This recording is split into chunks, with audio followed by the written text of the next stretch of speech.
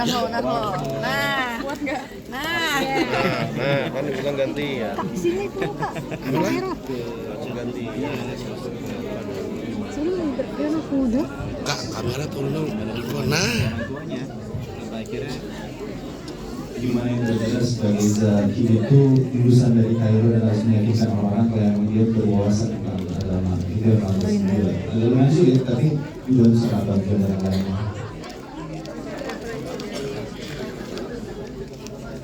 Sebenarnya sih ada, tapi Kameranya mundur. by YouTube sih. Jadi Maunya masuk. ya nanti ya nggak bisa ngomongin siapa-siapa ya. Sama Ustadz Al-Helmet. Ustaz Solmed, aku ketemunya di Bulan Menengah Akhir. siapa? Dari situ juga aku belajar sama dia tentang gimana sama dan segala macamnya. Dan cukup bantu juga. Kagas. Kamu gimana cara membangun chemistry antara Asya dan juga Yasmin, kan pasti harus dibedain gitu ya? Ya kalau Asya yang dari dulu udah sempat satu proyek dan aku udah tahu gimana namanya untuk mendalami dan cukup membantu aku juga untuk mendalami karakter ini dan untuk Yasmin karakter itu juga sangat membantu aku karena pertama kali awal kita berani itu kita udah sama-sama saling membantu dalam membangun karakter ini jadi memudahkan untuk semuanya sih yang pasti. Yasmin sendiri apa sih alasannya untuk ikut? Karena kan kayak tadi kamu bilang bahwa kamu kayak nangis-nangis terus gitu. Pasti kan berat juga kalau mau terima peran seperti itu gitu. Sebenarnya aku masih banyak sekali belajar ya di dunia peraktingan ini, di dunia entertain.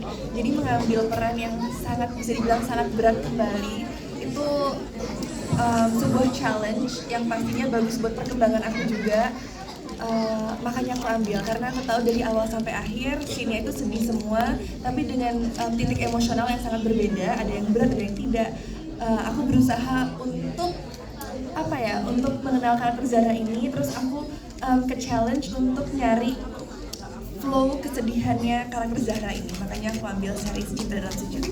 Pada saat syuting berasa ada yang aduh gue capek banget nih nangis terus gitu. Pasti ada. Tadi kayak yang aku bilang waktu lagi interview di depan itu episode 1 aja aku 90% scene-nya nangis ya. Jadi ada 1 hari atau 2 hari di mana scene aku tuh emosional banget semuanya, membutuhkan rasa yang sangat amat banyak. Jadi aku ada titik burnout-nya karena ya balik lagi kan kalau syuting itu mainin rasa ya, mainin hati sendiri.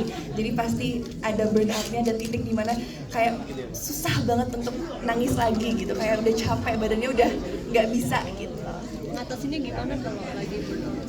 Tidur. Ngatasinnya tidur. Makan. Tidur, makan, cukup istirahat. Menurut aku sangat membantu karena kita fresh kembali, lalu bisa kembali merasakan hal-hal yang sangat amat berat. Karena juga sebagai manusia kan nggak mungkin kita nangis seminggu terus-terus kan, walaupun misalnya ada sebuah kejadian kita berduka yang sangat amat berat, kita pasti ada titik istirahatnya. Kak Yasmin, kalau misalkan itu benar-benar itu terjadi buat Kak Yasmin, cara mengikhlaskan Kak Yasmin tentang cinta itu seperti apa ya? Aku kebetulan belum pernah merasakan itu, semoga jangan sampai pernah. Ya. Tapi jikalau aku itu merasakan terjadi, ya. itu, pastinya aku akan berusaha untuk mengikhlaskan. Walau aku tahu ini akan sangat amat berat dan aku tahu susah sekali, tapi ya kita nggak mungkin terus-terusan bersedih di hal yang sama. Oke, kalau dari versinya Kak Yasmin, kalau misalkan itu memang terjadi kalau ya, nah itu kakak lakuin seperti apa ya? Misalkan apa kakak pergi dari Indonesia ini atau bagaimana? Bisa diinfokan? Mungkin, enggak, bercanda. Kalau emang Bete kan aku sih. merasakan patah hati yang Yes. sebesar itu, aku akan lari ke keluarga aku, ke orang-orang yang selama ini sayang dan support aku. Ya, makanya menurut aku sangat amat penting untuk kita terus berhubungan baik sama keluarga, sama orang-orang di sekitar kita. Kalau bisa kita sebagai manusia yang udah bertumbuh dewasa itu menjauhkan hal-hal yang namanya bermusuhan, karena kita nggak tahu kapan kita akan membutuhkan orang lain di kehidupan kita. Ini kan filmnya diadaptasi dari novel. Kalian baca dulu nggak sih novelnya? Nah ini for Azab. Gantian. Ya, salah ya. Gitu. Oke, untuk novel ini, alhamdulillah aku beli sendiri karena aku sempat cek di websitenya. Aku baru baca bukunya akhirnya aku bisa online, aku baca di rumah. Jadi selama reading aku baca dulu novelnya, sampai setelah aku baca novelnya baru aku lihat skripnya. Jadi mungkin ada beberapa yang diadaptasi, perbedaan walaupun tidak terlalu banyak. Mungkin ada beberapa pertanyaan kayak di novelnya itu ada adiknya namanya Hanung, dan situ ada. Mungkin memang kita ada beberapa yang sempat aku tanya juga sama saudara dan tim penulis yang tidak diadakan sengaja. Dan ada beberapa fase-fase yang ada di novel tersebut yang tidak ditampilkan di sini. Itu jadi sebuah pertanyaan juga buat aku, dan aku juga sempat lihat komen-komen yang pembaca itu, bagian mana yang mereka senangi dan segala macamnya, itu jadi bahan untuk refleksi aku untuk membangun karakter saat ini gitu. Karena dengan aku melihat komen dari beberapa yang ada di website itu bisa apa ya, aku bisa menyampaikan apa yang mereka pikirkan tentang karakter saat ini gitu. Gimana first impression pas baca novelnya, setelah baca novelnya, first impressionnya? Wah, balik lagi sih, cerita terbaik adalah cerita dari Allah menurut aku ya. Tapi ini salah satu cerita yang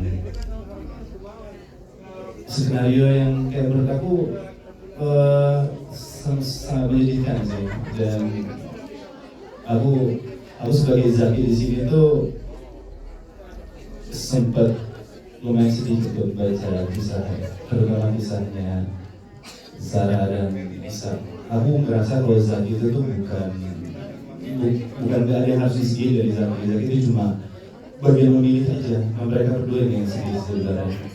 Dan ya pas ketika aku jalanin ini, benar pas di-share dan segala macam cukup membangun emosi aku gitu. Mungkin Kasa first impression-nya terkait ya novel, baca juga nggak? Sebenarnya novel Kak Asu masih di aku loh, karena aku pinjam habis kali baca. Tapi aku jujur aku bacanya belum sampai habis, tapi go through with it, sama ngelihat beberapa kayak ekspektasi pembaca juga kan, lihat dari social media dan stuff dan lain-lain. Tapi memang kayaknya orang-orang kalau melihat episode pertama nanti sama Risa kayaknya bakalan ngejudge-nya akan gak baik, padahal Risa tuh lebih dari itu. Dia punya hati yang sangat-sangat luas dan dia tidak pernah punya intensi untuk menyakiti orang lain, dan dia sayang banget sama keluarganya. Dia hanya nomor satu, Risa itu sebenarnya cuma pengen ibadah gitu, dia hanya ingin berbuat baik gitu aja sih. Untuk Kak Yoshi mungkin Sendiri sebagai karakter Gus nih, nah tadi kan katanya ada 3 orang yang jadi Tanyanya kita dong, ayo sini. satu terakhir ya untuk karakter ini. Nah mungkin pernah nggak sih untuk mendalami karakter ini tuh ngobrol langsung sama Gus gitu seperti apa nih untuk mendalami itu? Enggak sih, tapi sebelum ini kan aku udah pernah main di Wedding Agreement sebagai ustadz. Jadi untuk secara kayak pelajaran Islam, aku balik lagi ke dia lagi yang pernah jadi guru ngaji aku untuk Wedding Agreement. Jadi aku nanya lagi, ini tapi ternyata di series ini adegannya Islamnya nggak terlalu banyak buat Haris ya, karena emang di dalam ceritanya bocoran lagi. terakhir mungkin nggak kenapa harus pada nonton gitu? Karena nggak bisa ditebak. Emang balik lagi ke itu ya kan? Emosinya roller coaster, plotnya banyak banget. Dan aku juga ngerasa bahwa cerita cinta dalam sejutku ini layersnya banyak sekali. Ada kisah antara kedua saudara, ada kisah kekeluargaan, persahabatan, relationship, layersnya banyak banget. Jadi semoga akan relate lah sama penonton. Mungkin masuk sama Yasmin ada pengalaman spiritual, dalam arti kan ini syuting saat puasa ya. Mungkin pengalaman spiritual terkait dengan hal ini, dalam arti ini kan bagaimana mengorbankan cinta kalian gitu. Kita syuting selama puasa. Pengalaman spiritualnya adalah Nahan lapar, nahan minum. itu betul. Dan ada beberapa scene yang diharuskan kita berbuka puasa dulu, seperti makan. Dan ya tantangannya ada beberapa yang memang tidak boleh bersentuhan setelah kami puasa juga. Dan ada sisi emosi harus dilakukan setelah buka puasa. Macam-macam. Yang paling penting sih emang jam kita beristirahatnya. Karena kan aku kalau kita harus buka puasa, itu tantangan terbesar. Tapi yang pasti alhamdulillah segala kru dan segala macam setiap azan kita ada break, itu yang paling penting. Aku senang banget di produksi ini, zuhur, asar semuanya break, jadi kita bisa ibadah semuanya beribadah pas buka juga. Oke, promosi terakhir nih. Jangan lupa saksikan video original series Cinta Dalam Sujudku mulai 17 Juli hanya di video. barengan. Hai semuanya, jangan lupa untuk tonton video original Ulang. Ya, tek dua, Ro. 1, 2, 3. Hai, jangan lupa untuk tonton video original series Cinta Dalam Sujudku tanggal 17 Juli 2025 hanya di video.